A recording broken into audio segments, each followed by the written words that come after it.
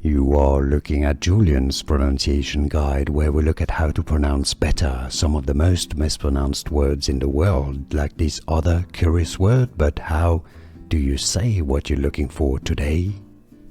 Let's learn how to pronounce this word correctly in English. If you want to learn how to say more numbers, more vocabulary, stay tuned. I've got more videos for you.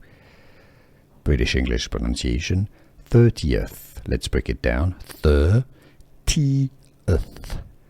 30th. You want to pronounce the THs with your tongue between your teeth. The American pronunciation, how it's pronounced in the US, is with a flat T that sounds like a D. American pronunciation, 30th. 30th American English versus 30th British English, 30th. Here are more videos on how to pronounce more confusing words and names too many mispronounced. Like this video if you found it useful. I appreciate your support. I'll see you soon and thanks for watching.